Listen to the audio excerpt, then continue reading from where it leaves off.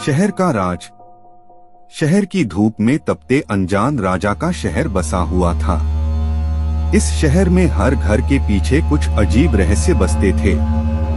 एक ऐसी ही कहानी जो शहरवासियों के बीच प्रसिद्ध थी, वह थी गुमनाम मकान की आत्मा। रोहन एक युवक नई नौकरी के साथ शहर आया था। उसने एक शांति और सुकून भरे इलाके में घर देखा और वहां रहने का फैसला किया। उसके दोस्त उसे एक पुराने मकान के बारे में बताया जो कहीं दूर ही था। रात के समय जब शहर की सड़कें सुनसान होती थीं, तो वह मकान की तरफ चला। जब वह पहुंचा तो उसने देखा कि यह मकान किसी भूतिया तालाब के पास था। रोहन ने अपने दोस्तों को बुलाया और साथ में गया। मकान की अंदर की सभी रूम्स में केवल चिरागों का प्रकाश था। जब वे मकान के अंदर आगे बढ़े तो उन्होंने एक छोटी सी कमर में एक अजीब सा आईना देखा।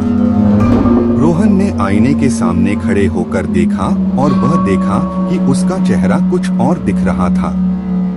जब वह आईने के पास जाकर देखने की कोशिश की तो आईना एक अजीब से दूर हो गया और फिर वापस आगे आ गया। इसके बाद वे आईने के सामने वापस नहीं जा सके। रोहन और उसके दोस्तों ने वहां से तुरंत बाहर निकलने का निर्णय किया। जब रोहन अपने दोस्तों के साथ वापस लौटा तो उसने देखा कि आईने में जो चेहरा दिख रहा था वह वही था जो उसने अपनी प्रेमिका के साथ शादी के दिन देखा था। रोहन को समझ में नहीं आया कि उसकी प्रेमिका का चेहरा उस आईने में कैसे आ गया। वह तुरंत अपने घर गया और उसने अपनी प्रेमिका को उस घटना के बारे में बताया। प्रेमिका ने बताया कि उसने वही आईना उसी मकान में पहले देखा था और वह भी उसी आईने में अपना चेहरा देखा था।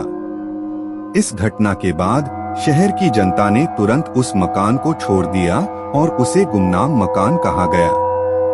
लेकिन रोहन और उसकी प्रेमिका को वह आईना और उसकी घटना कभी भी भुलाई नहीं गई।